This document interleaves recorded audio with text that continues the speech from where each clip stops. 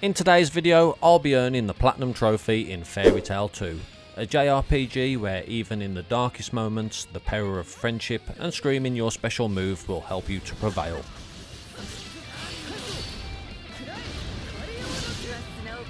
Having platinum the original Fairy Tail game back in 2020 and loving every moment of it, I thought I'd enjoy the experience all over again but with a fresh lick of paint. But for some reason, Koei Tecmo Games decided to completely change, well, pretty much everything about the game. While it was still enjoyed, it didn't hit quite the same heights as the original. With no guide available at the time of recording, not that one was really needed, I'll be earning a total of 30 bronze trophies, 12 silver, 2 gold, and of course the platinum trophy. So without further ado, let's get straight into it.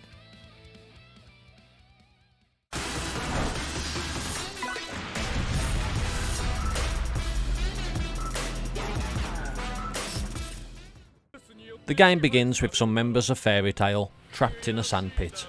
We escape, but the guy we are fighting is absolutely battering us.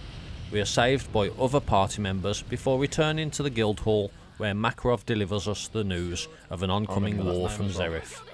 Natsu and the rest of Fairy Tail Guild agree to fight it.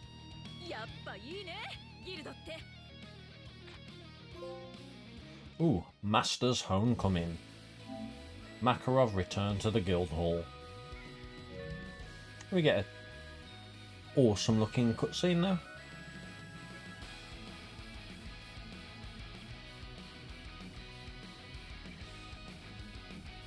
Fairy Tail 2, let's go! Once in full control of one of our characters for the first time, we head outside towards our first objective. Along the way, we come across our first landmark. I'm guessing the raw material. Oh, okay. Explore the land. Discovered a landmark for the first time. And that is this, I'm guessing. We head into battle against a number of weak enemies outside the town of Magnolia, where a little boy has been kidnapped by some lizard men.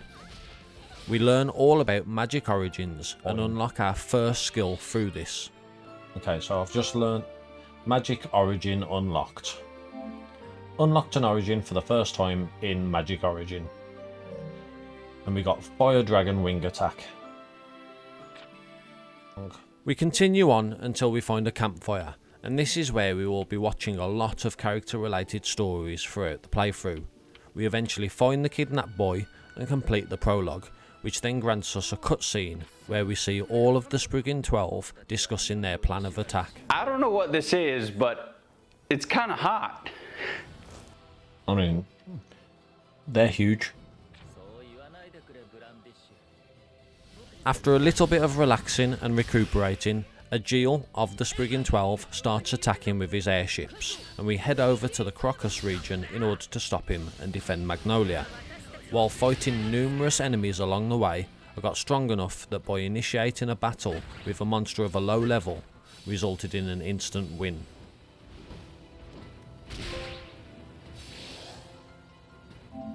Get an instant KO for the first time. Nice, so once I get so strong, it just automatically kills them from the looks of it. Not too much further ahead, we then got another trophy, this time for finding a specific number of chests.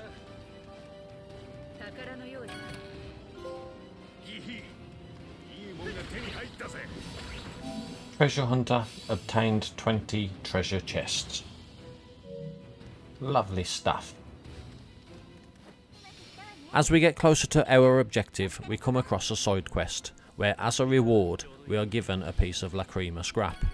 We then trade that scrap and other items to a nearby merchant for an actual Lacrima with staff buffs.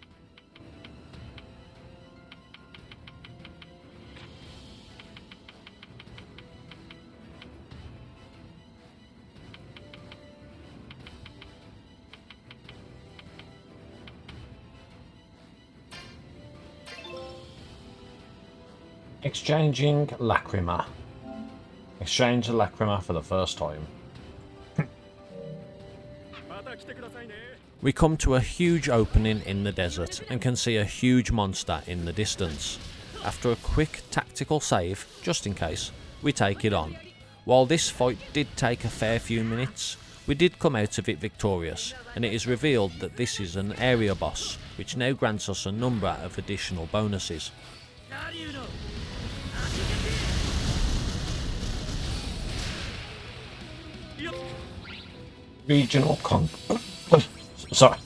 Regional Conqueror defeated an area boss for the first time. Area bosses refer to the most formidable enemies across each region. After you defeat the area boss, locations of treasure chests, memos, crystals and clues in the surrounding area will be saved to your area map. Lovely stuff. We then got a trophy for learning an ability, but the trophy didn't pop until a few minutes after, when I exited the menu.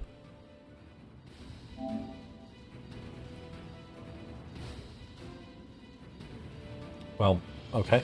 I learnt that about 2 minutes ago, but okay.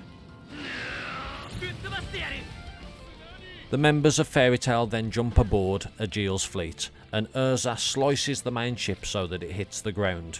We then have a boss fight against Agile and are introduced to extreme magic for the first time.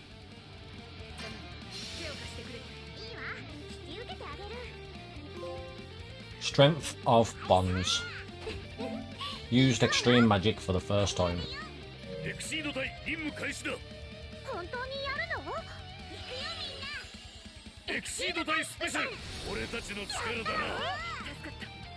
Well, there we go. We are healed.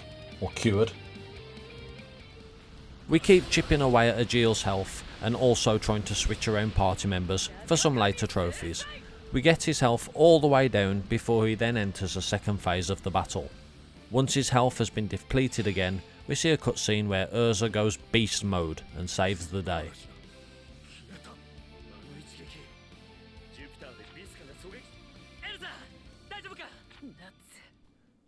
We return to the guild to find out that another member of the Spriggan 12 has been captured by Lucy.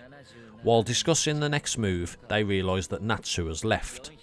We then join Natsu as he wipes out over 900 enemy soldiers alone in a single attack, when Zeref appears. They begin to battle and Natsu has awakened, an additional power which we can now use from here on. After defeating Zeref, he explains that Natsu is his younger brother from hundreds of years ago, and that he was created. To be honest, this part kinda lost me, but just as Natsu is about to finish him off, Happy stops Natsu's attack, because if he'd have succeeded, he would have died. Somehow.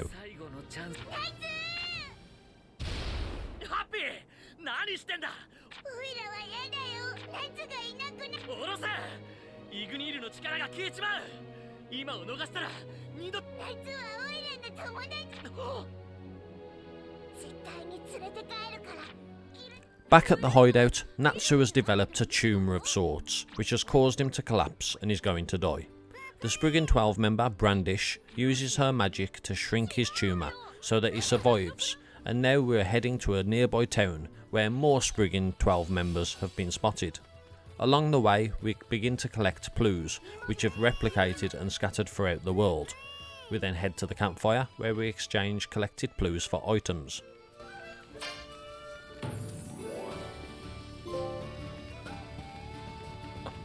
Boone receives an item from a clue. As we head into a new transitional area with new enemies to fight and loot, we come across a magic pool, which gives us some nice loot when all enemies within the pool are defeated. Happy days. Magic pool. Cleared magic pool for the first time. Surely that should say cleared a magic pool for the first time. When you find ability pieces, they can be equipped to Lacrima with open slots under character in the main menu, blah blah blah blah blah. Lovely stuff. We get to the harbour town of Hargion, where we run into a wall and we have a long battle here before Lazarus begins to fall due to Bane particles in his body. With some quick thinking and using an enchantment which wall dispels, his Bane particles are potentially cured for at least the time being. Lazarus powers up and does some red lightning attack, which wins the fight.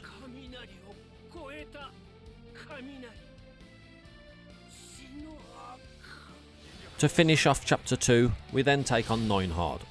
Even with his trickery of Historia heart, his illusions were no match for us, specifically Urza, who makes his illusion fear her and vanish.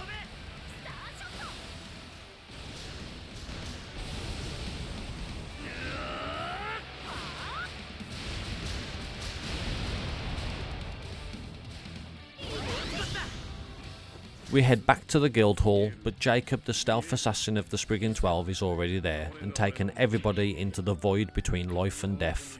We fight him once before then seeing a cutscene where he uses his skill to leave Lucy in an uncomfortable situation. The joke's on him though, as she flaunts her stuff and even plays on it with Natsu and Jacob, ends up torturing himself. We then fight him a second time before Natsu delivers the finishing blow and sends him flying out of the guild hall. いつも薄い服着てるし。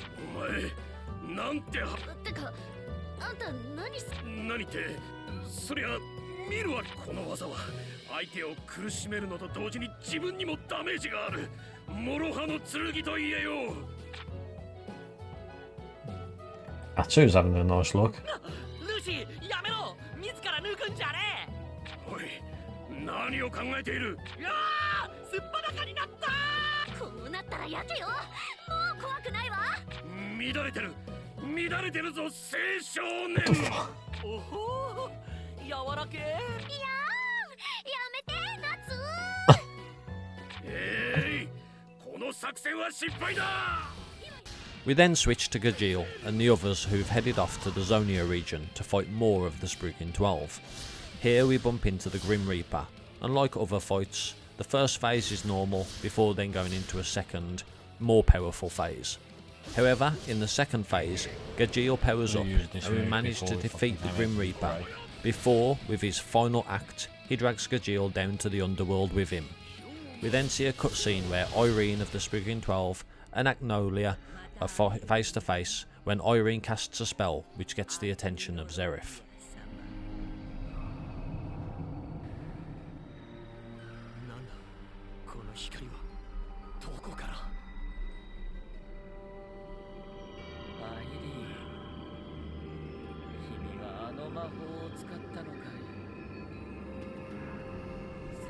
再構築魔法ユニバースは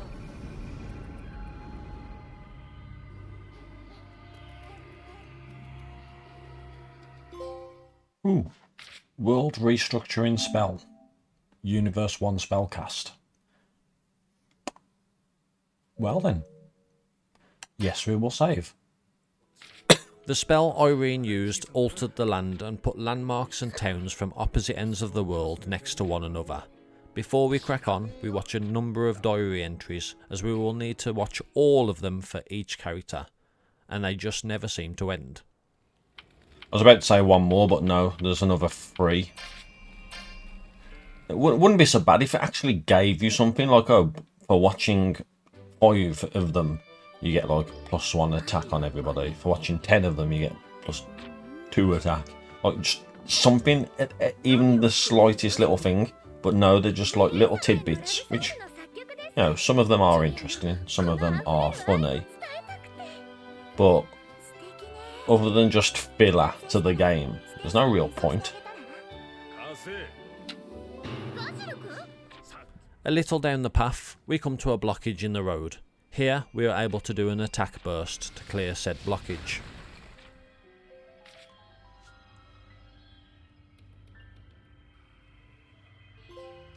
Hooray! Blast off. Learned attack burst.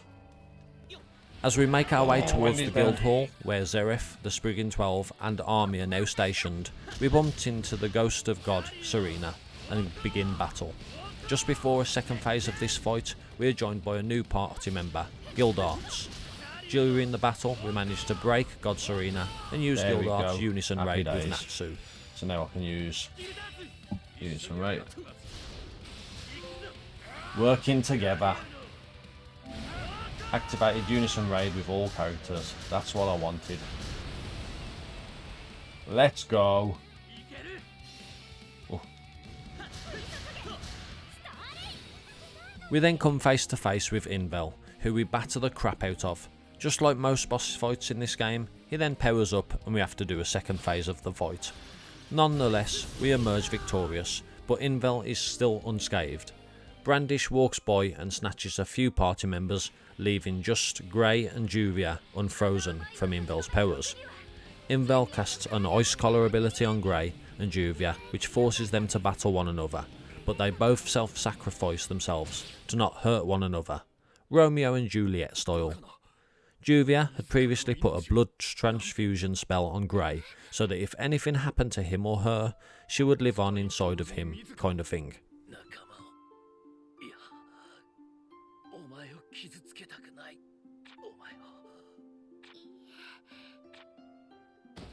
Like fucking Romeo and Juliet. They're not dead. Phoenix down them. The story shifts to Natsu and Lucy, who had been carried away by Brandish. Knowing that Demario was watching, Brandish, using her power of making things bigger or smaller, reverts Natsu's tumour back to the size where it rendered him useless originally. He drops down unconscious and we begin fighting using Lucy. Upon beating Brandish, Demario calls Brandish out and then slashes her to the ground. Lucy is then placed inside a dungeon, where Demario is about to kill her when Lucy awakens from being knocked out.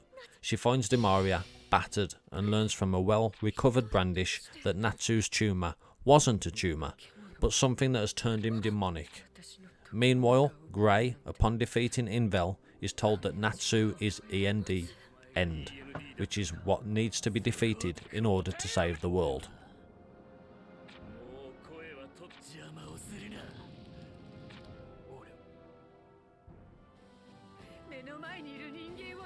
Meanwhile, Natsu and Grey lock horns, as they are preparing to rip each other to shreds until Urza blocks both of them, with tears in her eyes, which brings them both to their senses.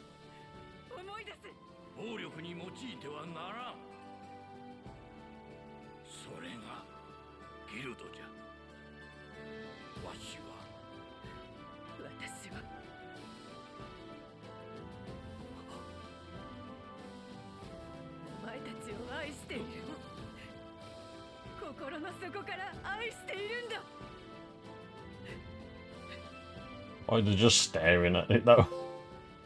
Love you both. Natsu and Grey stopped by Urza. What a lovely moment. And we'll save it, of course. Natsu and Grey are both battered after their battle, but Grey appears to be relatively okay.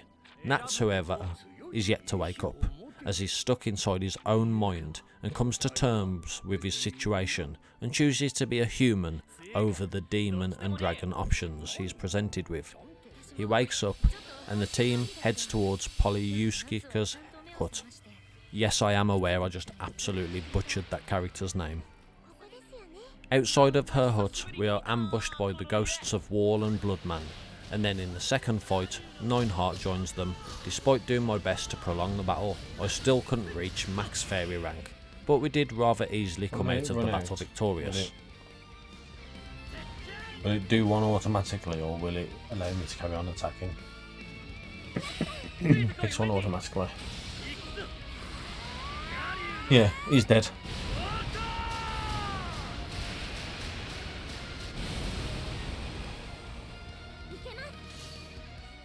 We then push on until we meet up with Irene, who delivers the news that she's Urza's mother, amongst many other bits of information. We battle for a while. She then takes over Wendy's body. Wendy then forces Irene back out of her body before Irene then turns into a huge dragon. We defeat the dragon, but Irene is still standing and calls forth a huge meteor in which Urza goes full Super Saiyan at the Fairy Queen and saves the day. While Urza is down, exhausted from the attack, Irene is about to land the killing blow, but Urza smiles, and it reminds Irene of when she was a baby and that she once had motherly feelings. So in the truest of parental fashion, Irene kills herself.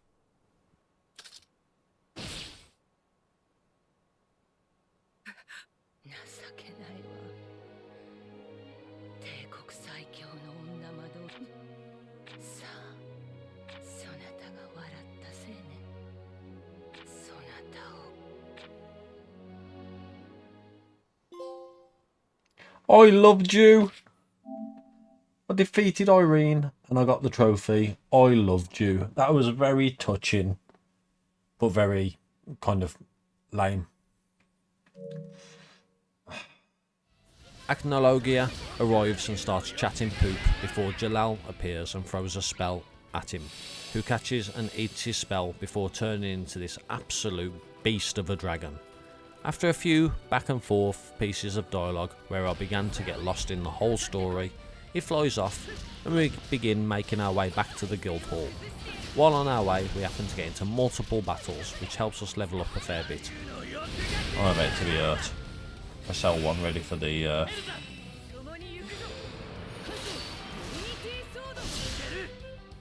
ready to block.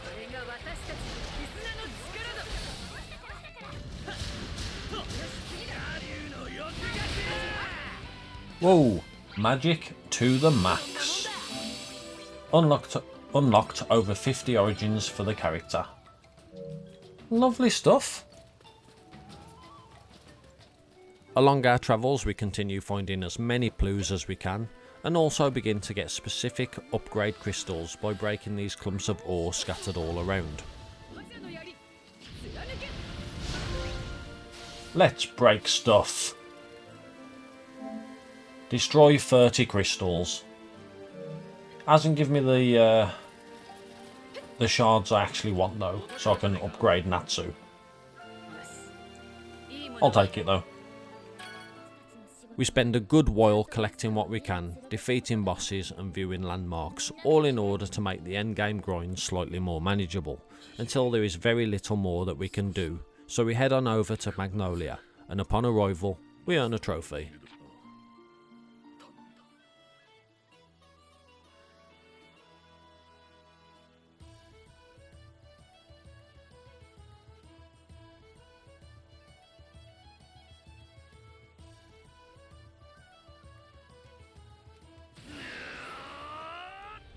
We head into Magnolia and August is waiting for us. Without Urza or Natsu, we are forced to use some characters that aren't quite so strong, but manage to emerge victorious nonetheless. During the second phase however, even with Urza reunited with the team, we got absolutely battered, but still managed to come out on top despite losing more characters than ever before. With August defeated, he begins a spell that will obliterate the town of Magnolia when he sees Mavis, who I think is his mother, and just stops. We then see a cutscene where Grey has reached Zeref alone. With August being the last of the Spriggan 12, I guess there is only one real enemy left. Spriggan 12 defeated. Fought all members of the Spriggan 12. We're in the late game now, boys. Let's give it a save. Grey tries to erase himself from everyone's memories using lost magic to entrap Zeref in ice when Natsu stops him. Mavis then telepathically tells Grey, Happy and Lucy to leave Natsu, which they do, and she gives them the Book of End, where Lucy begins to write some of the lost chapters or something like that. Zeref turns into a god and everyone shows up and it's time to fight.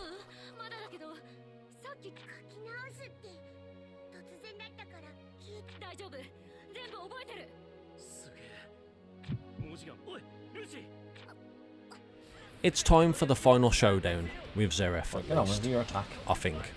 He takes out a couple of our fairy tale members during battle, but I remember I have items, and these come in rather handy when used. We bring Natsu back to life and use his very heavy hitting attacks to turn the tides of battle and completely batter Zeref. He falls in battle, and I think because Mavis loved him, she made him immortal again, meaning he could die. Then the two of them disappear at the same time as Makarov wakes up.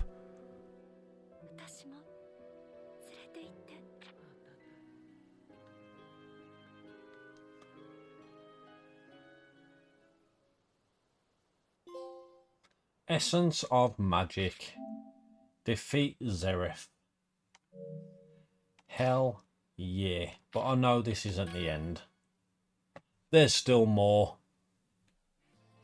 With Mavis and Zeref now gone, we find out that Acnologia has been trapped in a rift by Jalal, but at the expense of two other people. We are tasked with heading somewhere, but before that, we clear as many of the area bosses as we can and collect as many clues as possible. The enemies are now seriously tough in some areas, and unfortunately the game begins to stutter slightly when breaking or collecting stuff.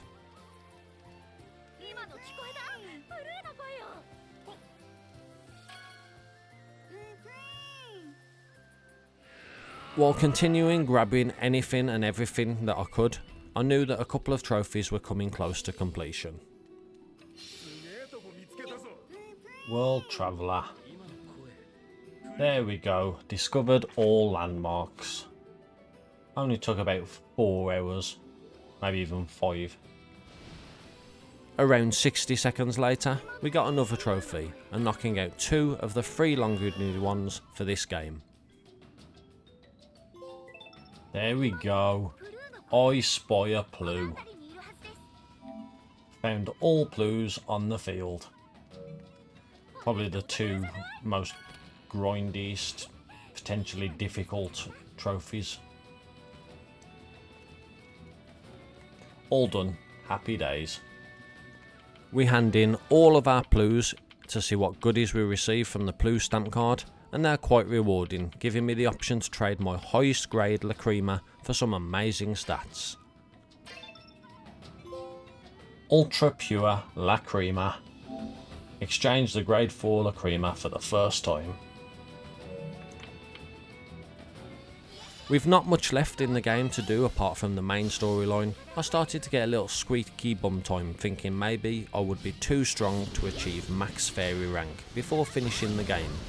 I found a set of enemies with a ton of health, basically put out my weakest team consisting of Wendy and Juvia with nothing but healing skills, and Mira Jane, who the enemies were resistant to, in order to finally hit the max fairy rank.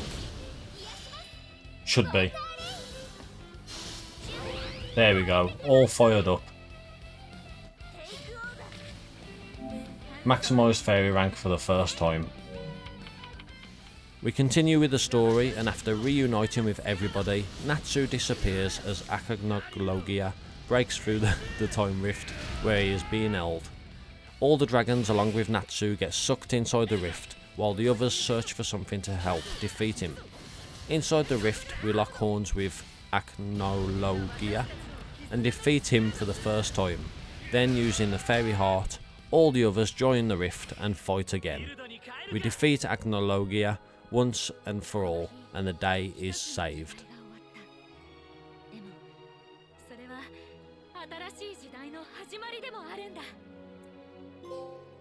Dragon Hunter defeated Akagnologia. Something like that. With us well and truly in the post-game section now, we're given a number of quests. While chasing one of the chests we find the last memo, and finally unlock an extreme magic I was aware that I was missing. We also get this trophy. Memoirs of a Formidable Foe. Found all of Irene's and August's memos. Lovely stuff, and I've now unlocked their extreme magic. We complete a few more quests and unlock a further couple of extreme magics, and after using these 2, we've then used every single extreme magic in the game.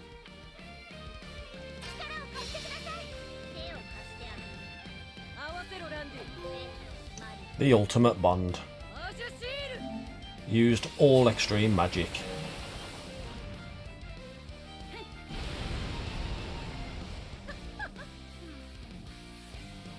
Happy days. I then began working on the only real grind left, getting the rank up to level 100, while trying to use all support characters and awakening from each possible. Firstly, the supports. Strengthen friends, thank fuck for that. Used all supporting characters' magic. Then, once I'd got enough magic origin points, I was finally able to tick off another trophy without all the hassle that I expected. And this one should be the last one.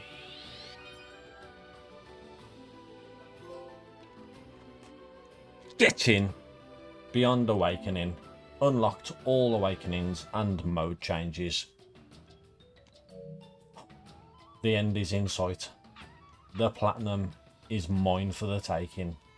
We then knuckled down and grinded out the remaining 10 or so levels needed to hit rank 100. I found a nice little spot near the southern part of the desert map where I was able to simply dash through the enemies and was getting a fair bit of XP for doing so. There's more. There we go. Growth as mage. Reached origin rank of 100. Lovely, lovely stuff. We then collect a couple of missed items and begin finishing off every character's diary entries. We'd watched a shed ton up until this point, but then knocked them all off one after another. So we've looked through, or rather watched, a shed ton of diary entries, whatever you want to call them. And I believe we're down to the last 10 now. And after each one, I should, in theory, get a trophy.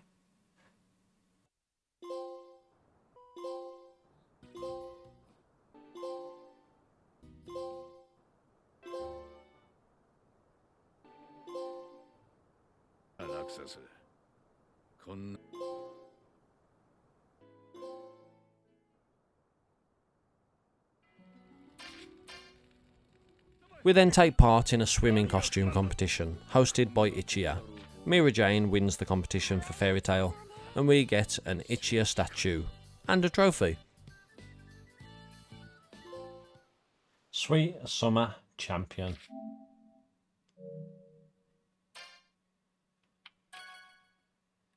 Competed in the Summer Games. We fly through the bonus chapter missions, which leads us through a few battles before a big ass battle against Agnolia again. He gave me a hard time in truth, and I used a fair few revival items to make sure my strongest members were always on the front line. Once he was defeated, we only had one trophy left. Continent Conqueror, thank God. Defeated all bosses, including area bosses. The last section of the game is basically just reminiscing with all the characters of Fairy Tail, before then heading off for a long relax. Oh no! 100-year quest start, embarked on a new adventure, and there's the Platinum Trophy. Not as good as the first game, but still very much really enjoyed it, to the point where